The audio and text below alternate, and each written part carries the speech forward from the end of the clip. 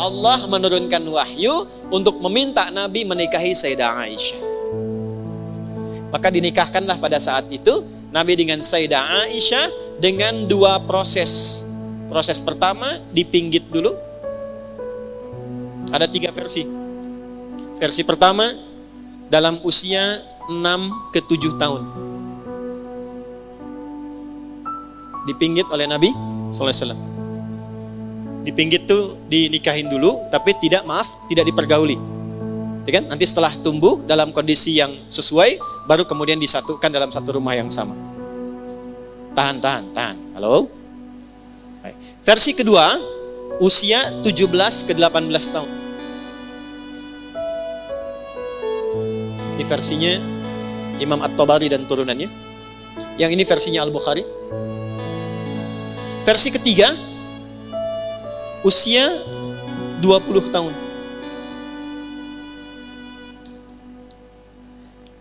Kira-kira. Kalau ada 3 pilihan ini dihadapkan pada ibu, seseorang melamar, ibu pilih mana? Gadis kecil usia 6-7 tahun langsung dinikahi, atau 17-18 tahun atau 20 tahun? Halo? Nah, karena ini pernikahan yang dibimbing oleh wahyu, bukan pernikahan biasa, maka cara pandang kita mesti kita alihkan kepada kebijakan Allah untuk mengetahui hikmah. Jelas? Ya, jadi jangan sampai Allah punya keinginan, kita punya keinginan Allah ditarik ke keinginan kita, tidak sama. Karena Allah punya hikmah yang luas dan tahu masa depan dibandingkan pengetahuan kita yang terbatas. Menurut penelitian yang paling presisinya tinggi, yang paling dekat ke kebenarannya, Nabi menikahi Sayyidah Aisyah dan meminggitnya sebelum digauli usia 6-7 tahun. Berdasar riwayat dari Al-Bukhari dan Muslim. Jadi riwayat yang pertama, yang paling kuat. Sebentar, jangan heboh dulu. Kira-kira, alhamdulillah, kalau usia 6-7 tahun yang dulu di masa Nabi dengan yang sekarang sama tidak kualitasnya? Dulu ada TikTok belum? Halo? Dulu anak-anaknya sudah main gadget belum?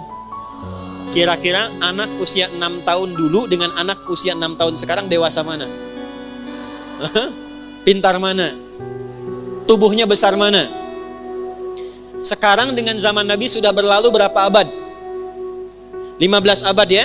Kurang lebih 15 abad. Saya nggak akan tarik jauh ke 15 abad. Ibu kenal Kartini? Kenal di mana? Hah? Ayo yang bilang kenal. Kartini lahirnya tahun berapa? Hah? 21 April tahun 1879, oke? 1879 ya. Lihat baik-baik. Silakan buka Google, insya Allah sama. 21 April 1879. Masa nggak kenal ibunya sendiri? Ibu kita. Ayo. Lihat sini.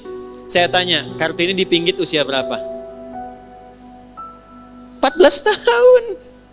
Oke. Ini yang lebih dahsyat lagi, geser ke Perancis. Pernah dengar namanya Maria Antoniette? Siapa suaminya? Namanya Louis Auguste. Louis yang ke-16. Louisnya usia 15 tahun, Marianya usia 14 tahun. Ini yang lebih dahsyat lagi. Ada seorang bernama Robert dari Skotlandia, Robert I. Punya anak. Ya. Awas nih, lihat ini yang paling dahsyat. Robert punya anak, Robert I, namanya David. Baik, usianya 4 tahun. Usia 4 tahun ini dinikahkan dengan Joan. Joan usia 9 tahun. Siapa Joan ini? Joan ini adalah anaknya Raja Edward yang kedua dari Inggris yang menikah dengan Isabella dari Spanyol. Jadi Edward dengan Isabella punya anak namanya Joan. Joan ini usia 9 tahun dinikahkan dengan anaknya Robert dari Skotlandia usia 4 tahun. Hah? Jadi kalau ibu mau ngukur kejadian di masa lalu, jangan diukur dengan kejadian kita sekarang. Karena kondisinya tidak sama. Keadaannya berbeda. Hukum masa lalu, tradisi masa lalu, bawa ke pengetahuan masa lalu. Lihat di sana, jangan dibawa ke hukum sekarang.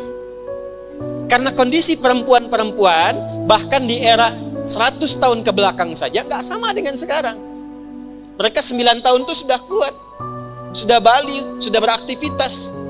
Tidak sama dengan sekarang. Jadi kalau orang Eropa sekarang keluarkan, ini melanggar HAM, ini begitu, mereka lupa. Kalau di negara mereka sendiri bahkan di bawah itu 4 sama 9 tahun. Di Perancis 14 tahun. Nah kenapa? Karena pada masa itu kondisinya tidak sama dengan sekarang. Secara psikologi, secara antropologi, dan lain sebagainya. Jelas sampai sini? Satu, jadi saya jawab dari isu budaya dulu. Kalau nanti ibu ada yang tanya, di Islam tuh Nabi, maaf ya saya tidak bisa mengungkap kata ini karena terlalu kasar.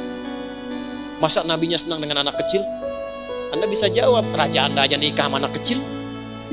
Ya Nabi saya sudah dewasa, raja Anda masih kecil 4 tahun sudah nikah. Gitu kan? Nah itu cara menjawabnya. Jelas? Jadi yang paling aneh sekarang, sejarah-sejarah di Eropa yang punya sejarah demikian justru digunakan untuk menyerang Islam dengan kondisi tadi, padahal dalam budayanya pun mereka sudah berlakukan jauh sebelumnya. Jelas sampai sini? Oke, jadi itu dari kondisi usia. Sekarang apa hikmah?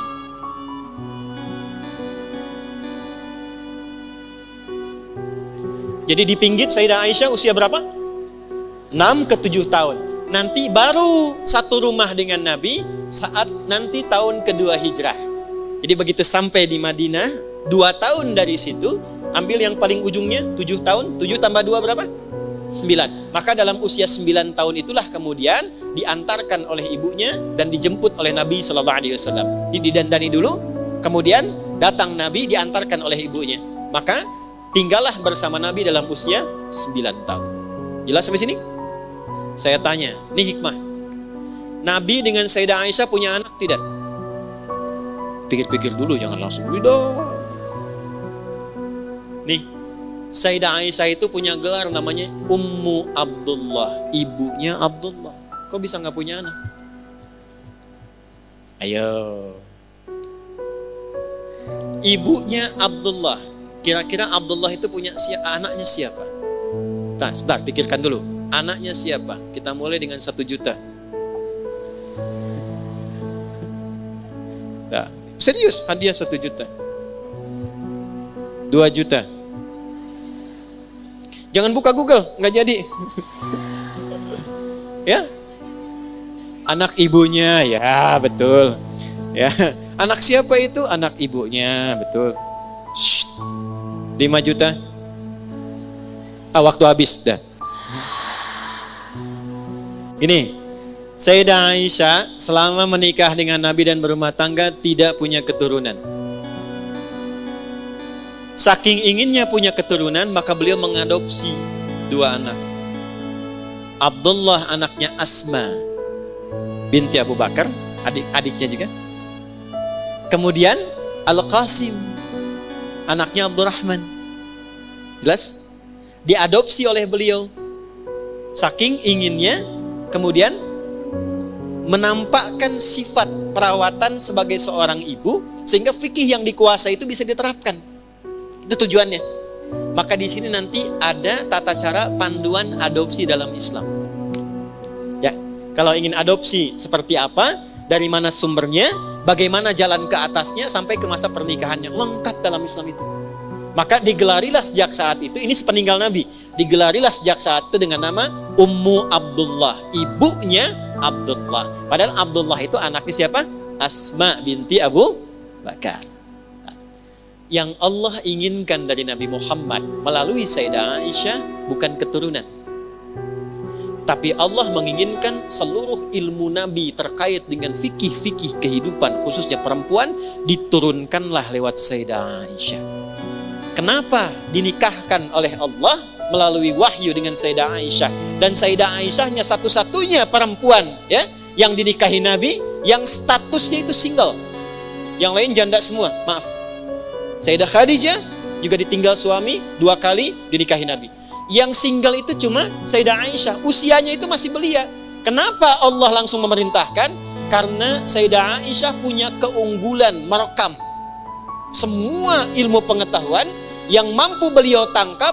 Itu ingatannya itu photographic memory. Apa yang dilihat langsung ingat, langsung terekam. Jadi Allah inginkan semua ilmu yang terkait dengan sifat-sifat fikih khususnya perempuan ditanamkan pada Sayyidah Aisyah, dihafalkan oleh beliau, Sehingga kalau ada besok orang tanya, khususnya perempuan, sungkan tanya laki-laki, sudah ada ensiklopedinya pada diri Sayyidah Aisyah. Ibu kalau tanya tentang haid, kan malu sama laki-laki. Tanyanya perempuan kan? Bisa kebayang kalau zaman Nabi-Nabinya selesai meninggal, tanya siapa? Maka yang merekam tentang hidup bersama Nabi, tidurnya Nabi, bagaimana hubungan dengan Nabi, mandinya Nabi, makannya Nabi, kehidupan dengan Nabi, menata keuangan rumah tangga, Sayyidah Aisyah. Itulah sebabnya setelah Nabi meninggal, beliau hafal 2210 hadis selama berumah tangga. Berumah tangga 10 tahun dengan Nabi, hafal 2210 hadis, bukan hanya hadisnya, orangnya siapa yang menerima, kejadiannya di mana, dalam rangka apa, hikmahnya apa. Urutan yang keempat setelah Anas bin Malik. Urutan pertama Abu Hurairah 5000 hadis. Urutan kedua Abdullah bin Umar bin Khattab 2800 hadis. Urutan ketiga Anas bin Malik 2600 hadis. Urutan keempat Sayyidah Aisyah 2210 hadis. Jadi kalau ibu pengen lihat tentang sifat-sifat pergaulan perempuan bersama Nabi, silahkan keluarkan semua hadis yang dikeluarkan Sayyidah Aisyah radhiyallahu ta'ala anha. Jadi kalau ada yang tanya begini, apa hikmahnya Sayyidah Aisyah diperintahkan kepada Nabi untuk menikahinya sejak dini? Ternyata bukan persoalan seksualitas, bukan sekedar persoalan rumah tangga. Allah menginginkan semua ilmu-ilmu yang diajarkan pada Nabi, khususnya terkait fikih perempuan, diwarisi oleh Sayyidah Aisyah untuk disampaikan pada umat Islam berikutnya.